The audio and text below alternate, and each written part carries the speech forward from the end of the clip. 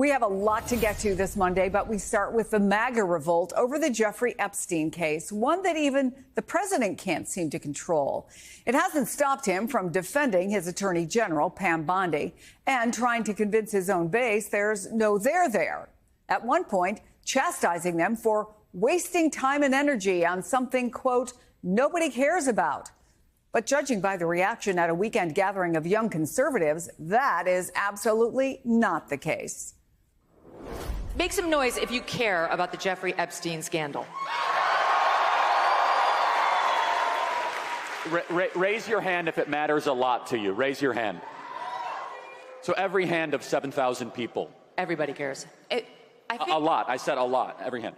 How many of you are not satisfied with the results of the investigation?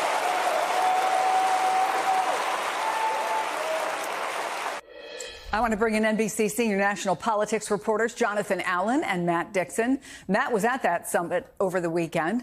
Also with us, NBC senior justice and intelligence correspondent Ken Delanian and Matthew Dowd, an MSNBC senior political analyst. Okay, Matt, you wrote that Trump supporters have gone along with him really through every scandal and policy shift.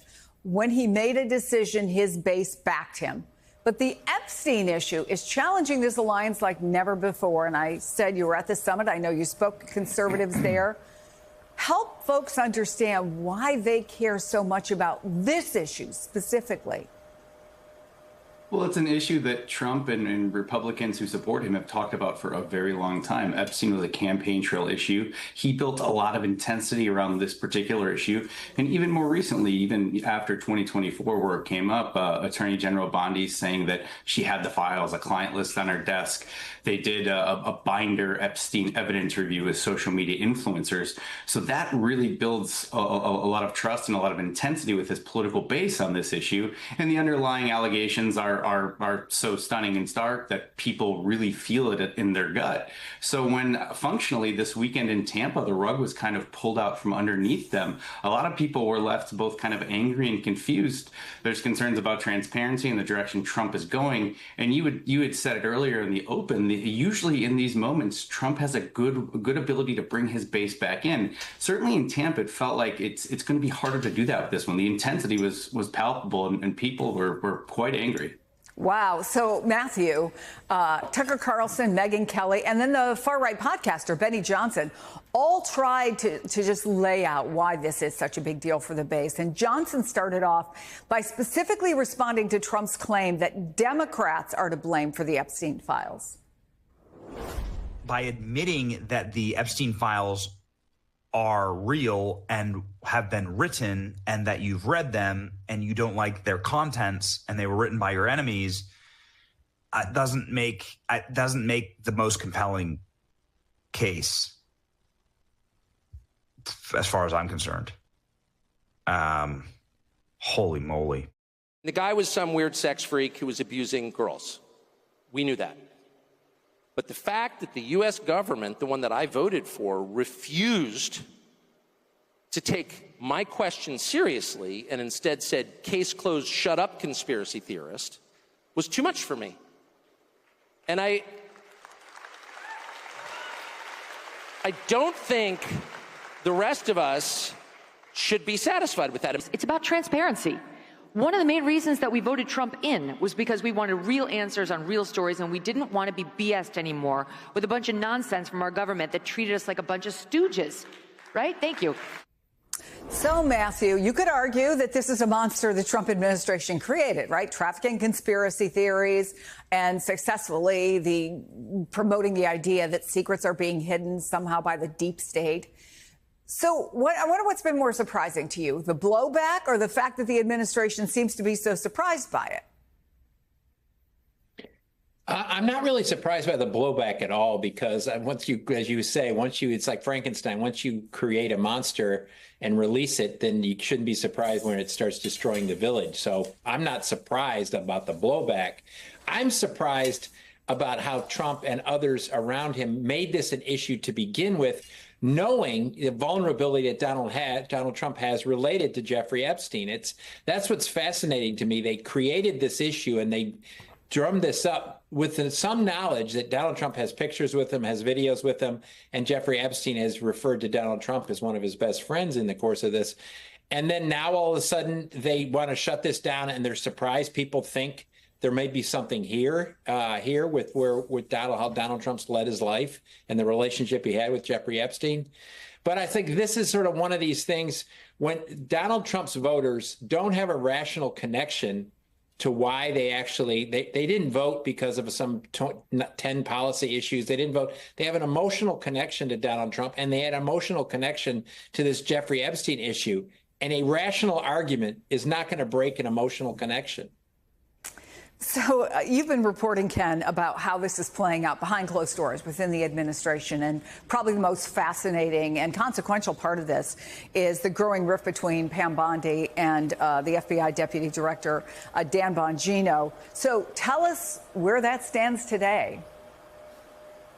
Yeah, I want to be clear about something up front, though, Chris. What the Justice Department said last week in that statement is consistent with years of NBC News reporting and reporting by other news outlets.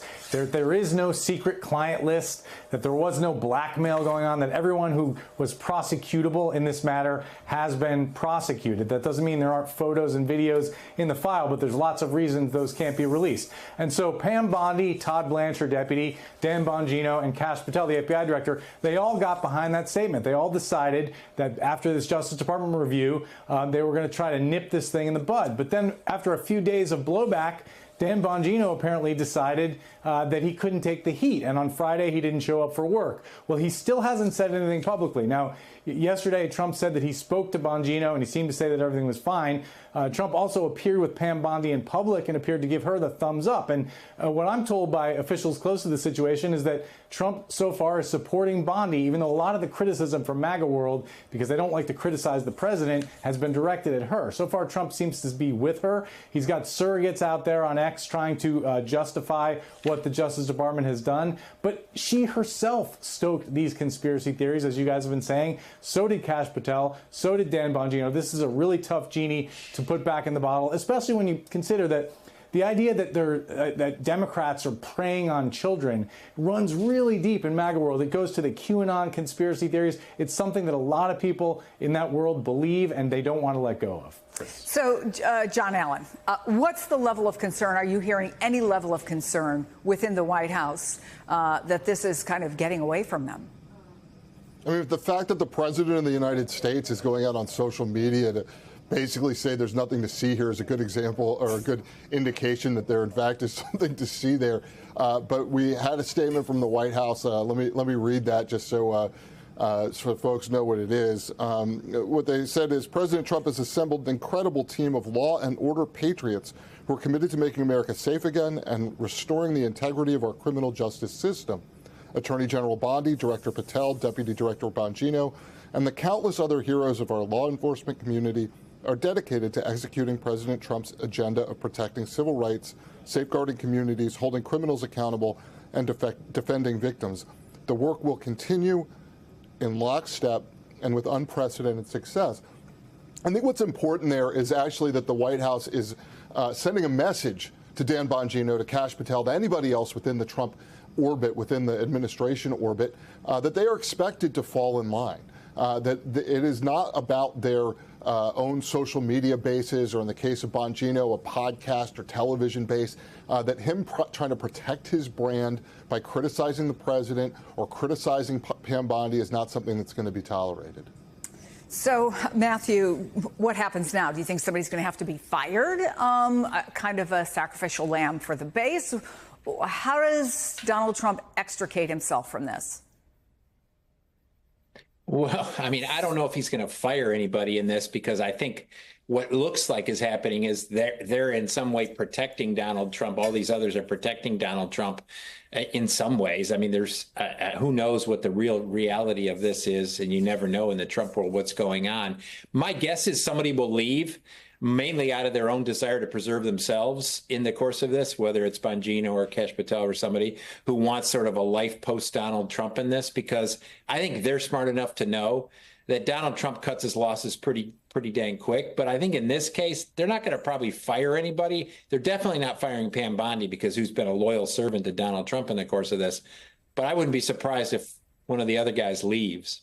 Yeah, and Susie Wiles likes Pam Bondi, so there's also that. But Charlie Kirk, as you know, he's the founder of Turning Point USA, told the Washington Post this. Do I think this is the end of MAGA? No, I've never said that. Do I think the extra 10 to 15% less inclined to vote bros that are trading crypto and wake up at 2 p.m. every day, do I think they're going to be like, screw it? Yeah, that's a huge risk. And here's what Steve Bannon said about what he thinks the possible impact is at the midterms. For this to go away, you're going to lose 10% of the MAGA movement. If we lose 10% of the MAGA movement right now, we're going to lose 40 seats in 26. Matthew, is there real political danger for Republicans here? Yeah, I mean, I think there's a whole added thing that keeps adding up, and this is just another issue. It's normally bad in a midterm. Normally things go bad for the incumbent party. We have that the case historically. It normally goes really bad when you have a president with a 41 or 42% job approval number. That's what we have. And then it normally goes really, really bad when you have a president with a low job approval who passes as a signature piece of legislation, his big, beautiful bill, which is not liked by a net more than 20% of the country. I mean, but net almost 60% of the country don't like his signature bill. And then you add all these distracted scandals that are coupled with every time there's some new tariff and people are confused about the chaos and all this. I think all of this begins to add up a very, very detrimental position for the Republicans in the midterm.